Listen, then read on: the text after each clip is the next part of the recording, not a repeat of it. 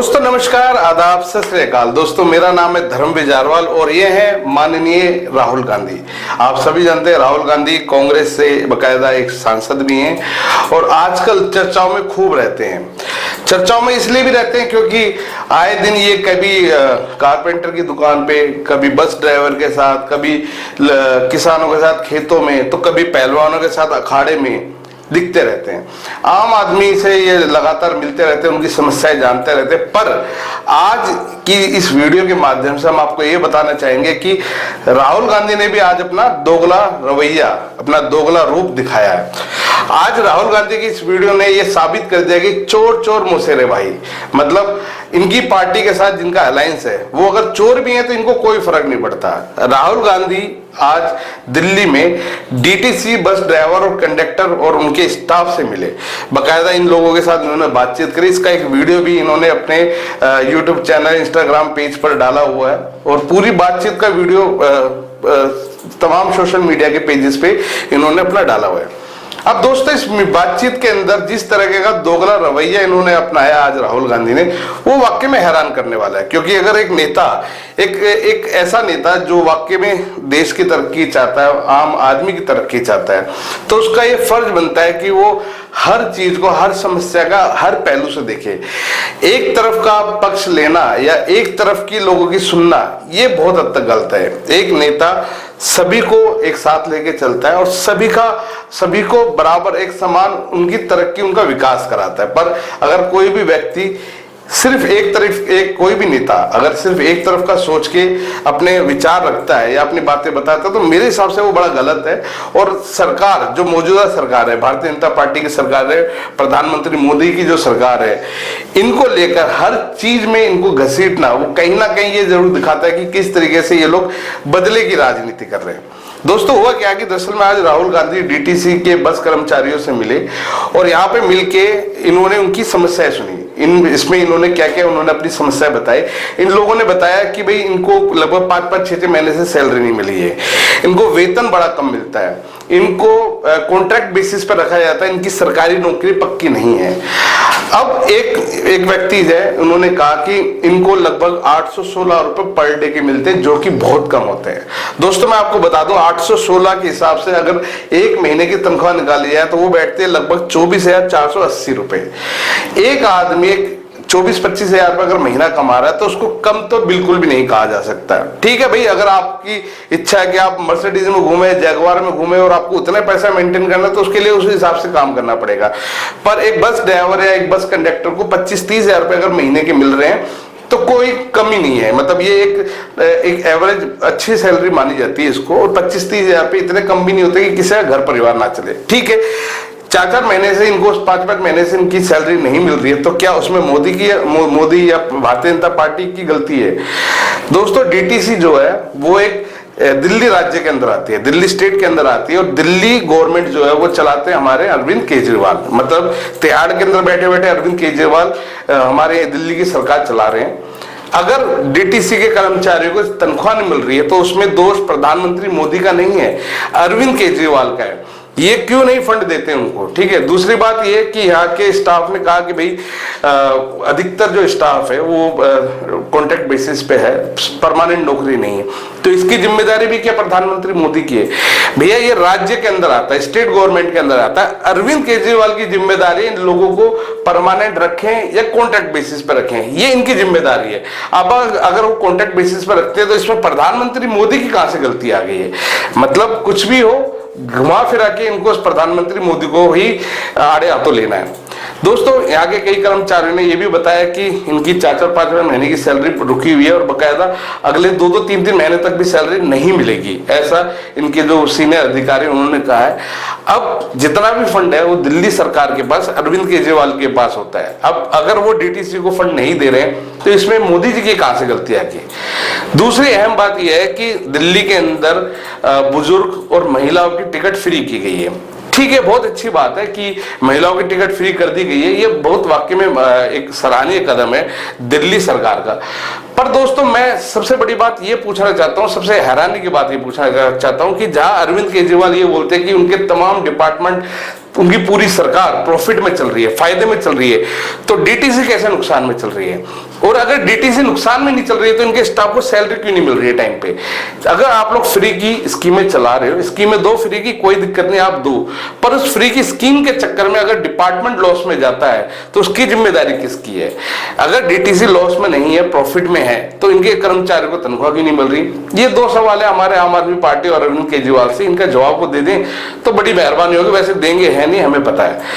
तो दोस्तों, इसके साथ में जब राहुल गांधी इनसे बात कर रहे थे, एक बुजुर्ग व्यक्ति आए और उन्होंने बकायदा राहुल गांधी के सामने ये बोला कि मैं काफी समय से डीटीसी में काम कर रहा हूं और मोदी जी ने बड़ा बुरा हाल कर रखा है, मोदी जी की वजह से रोजगार नहीं मिल रहे हैं, मोदी जी की वजह से महंगाई बढ़ गई है। मतलब ये साफ दिख रहा था कि किसी डीटीसी के कर्मचारी को बकायदा समझा कर, पढ़ा लिखा कर वहां बिठाया गया और जानबूझकर मोदी को इसमें घसीटना है। जबकि दिल्ली एक स्टेट है, एक राजधानी है, राज्य है, स्टेट है, स्टेट गवर्नमेंट उसको चलाती है, केजरीवाल सरकार उसको चलाती है, उनके जितने भी डिपार्टमेंट है उस पर सारा कंट्रोल जो है वो अरविंद केजरीवाल उनकी पार्टी के तमाम नेताओं का है। इन सभी के बीच में मोदी जी को कहां से बीच में घसीट लिया? मतलब राहुल गांधी का ये दोगलापनी तो है कि जिनके साथ उनका अलायंस है, उनकी अगर सरकार के अंदर इस तरह की घटनाएं हो रही है, लोगों को तनख्वाहें नहीं मिल रही है, तो उसके लिए भी मोदी को घसीट दो, पर अपने अलायंस के जो पार्टी के जो नेता है उनको कुछ मत बोलो। मतलब अरविंद केजरीवाल बेशक कितने बड़े भ्रष्टाचारी हों, पर दोष जो है वो सिर्फ मोदी का है। तो दोस्तों, इस तरह का जो वीडियो आज ये सामने आई, और मुझे लगता है कि कहीं ना कहीं राहुल गांधी को अगर एक अच्छा नेता बनना है तो उनको सही को सही और गलत को गलत कहना पड़ेगा। अगर अरविंद केजरीवाल ने भ्रष्टाचार किया है, उनकी सरकार के रहते हुए डिपार्टमेंट लॉसेस में जा रहे हैं, तो उसके लिए राहुल गांधी को आवाज उठानी चाहिए और बकायदा अरविंद केजरीवाल से स्पष्टीकरण मांगना चाहिए कि भैया ऐसा क्यों हो रहा है। दोस्तों, इस तरह की तमाम घटनाएं और तमाम वीडियो, तमाम जानकारी हम आप तक पहुंचाते रहेंगे हमारे चैनल के माध्यम से। बस हमारी एक ही दरख्वास्त है कि हमारे साथ लगातार बने रहें। राहुल गांधी की जो डीटीसी के कर्मचारी हैं उनसे क्या कुछ बातचीत हुई है, उसकी पूरी वीडियो जो है वो हम आपको दिखा रहे हैं। इस वीडियो के बारे में राहुल गांधी के जो विचार हैं मोदी जी के खिलाफ, उसको लेकर आप लोग क्या सोचते हैं दोस्तों, वो भी हमें कमेंट करके जरूर बताएं। Mommy, he was driving me in the Uber car. So now he's taking me to the bus stand with some other road. चलिए।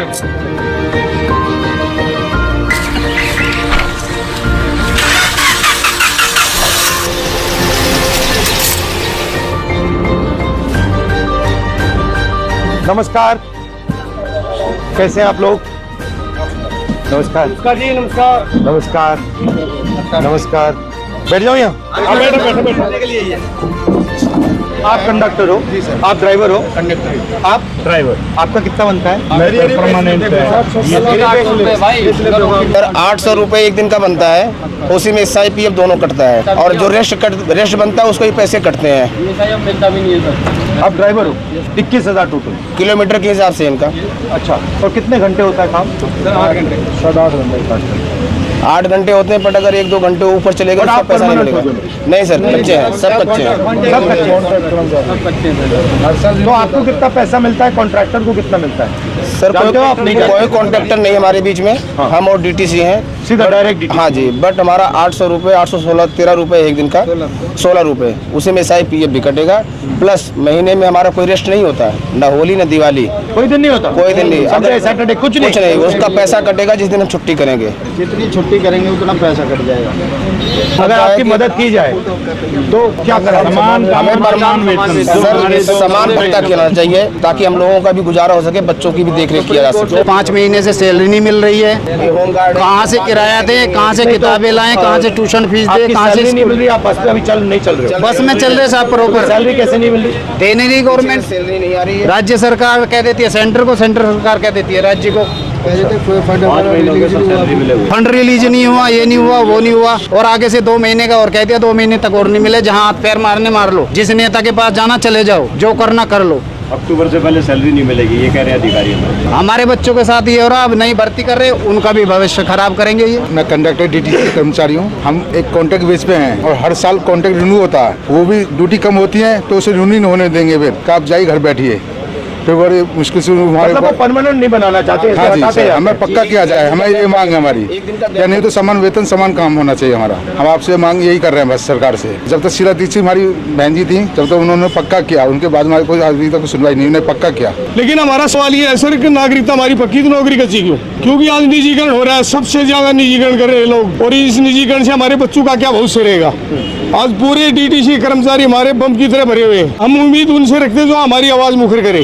सर पिछले 6 महीने से सैलरी नहीं है, और उस सैलरी का नतीजा ये है कि हमारे 24 जवान जो होम गार्ड के हैं वो कोई हार्ट अटैक से, कोई डिप्रेशन से वो दुनिया छोड़ चुके हैं।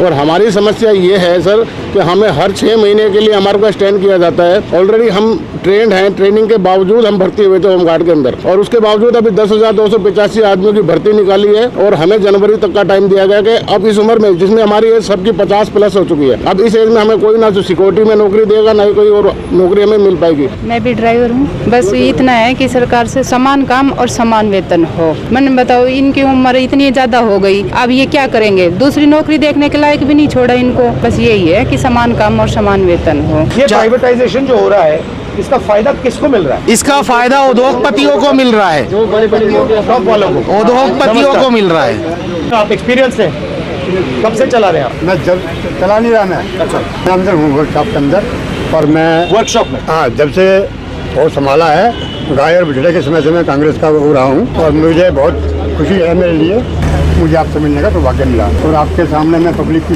समस्याएं रखूंगा, अगर आप सॉल्व करना चाहें और भगवान आपको मौका दे तो आप इन बातों को ध्यान में रखिए प्लीज। क्योंकि इसलिए आया हूँ ये आम आदमी है, ये आपकी ही जनता है, और अब आपसे प्यार करने वाले हैं कांग्रेस के नाम से। बताइए बताइए। ठीक है सर, रही बात रोजगार की, आज मोदी जी ने इतना बुरा हाल कर दिया देश का, हमें एक तरह से गुलामी महसूस होती है। पढ़े लिखे का अंतर खत्म कर दिया इन्होंने, पर अनपढ़ मजदूर 18 से 20 हज़ार लेता है, पढ़ा लिखा 25 हज़ार लेता है। हम एक आम आदमी हैं जो पूरी जिंदगी नौकरी करने के बाद अपने बच्चों को एक अच्छी शिक्षा दिलवाते हैं कि बच्चा कहीं सेटल हो जाएगा, लेकिन अंत में उसको भी 30 हज़ार 35 हज़ार ही मिल पाते हैं।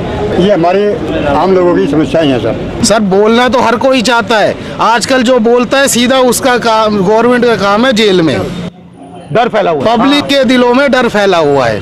आप लोग पैसा बचा पाते हो या बिल्कुल बिल्कुल नहीं सर, बिल्कुल नहीं। और अगर आप कहीं बस पे जाओ तो आपको पैसा देना पड़ता है या आपके पास पास होता है? आपके पास पास है, ऐसा कुछ नहीं है जो आप बस में फ्री जाओ। तो धन्यवाद आपका। नमस्कार ब्रदर, कैसे हो? तो अपने अपने बारे में बताओ, बच्चे कैसे हैं, क्या हो रहा है, फैमिली कैसी है, काम कैसा होता है? मेरी ड्यूटी 12:50 से स्टार्ट होती है। मैं यमुना पार से आता हूँ, पर हालांकि डिपो तो बहुत दूर पड़ता है। कैसे आते हो? मैं बस से ही ट्रेवल करता हूँ सर। जो हमारा कांटेक्ट है ना सर, उसमें दिक्कत, कांटेक्ट लेबर है एक तरीके से। अच्छा। हाँ जी, कॉन्ट्रैक्ट लेबर हो, कभी भी निकाल दिया जाता है? हाँ जी, 1 ईयर का कॉन्ट्रैक्ट होता है हमारा। हाँ जी, हर साल रिन्यू होता है सर। और आपका कॉन्ट्रैक्ट डीटीसी के साथ होता है या किसी कुछ और के साथ? नहीं, डीटीसी से डायरेक्ट। बट ये हम तो एक अपना फ्यूचर सिक्योर करने के लिए परमानेंट जॉब चाहते हैं। ये आपका सूर्यनगर मार्केट होते हुए और ये सफदरजंग हॉस्पिटल होते हुए जाए। अच्छा लगा। आपका सब प्रोग्राम अभी क्या है? बस कंडक्टर से, बस ड्राइवर से बात कर रहा था मैं, देख रहा था इनकी मतलब मुश्किल क्या है, प्रॉब्लम क्या है, थोड़ा समझना चाह रहा था। क्योंकि मैं पहले जो ट्रेन ड्राइवर्स थे उनसे मिला था, तो फिर बस ड्राइवर ने मुझे कहा कि बस ड्राइवर से भी आपको मिलना चाहिए, उनकी भी समस्या है। तो यहाँ पे इनकी पेमेंट की समस्या है, होम गार्ड की समस्या है, तो ये मैं थोड़ा समझने की कोशिश मास रिच तक पहुंचे कि लोगों को पता लगे कि आप बस में बैठ रहे हो, मगर ड्राइवर को क्या करना पड़ता है, कितना पैसा मिलता है, कितनी मुश्किलें हैं, कंडक्टर को क्या भुगतना पड़ता है, फिर सिटीजन जो आ रहे हैं उनको क्या क्या ये आइडिया। थैंक यू ब्रदर, धन्यवाद भैया, अच्छा लगा आपसे। ओके।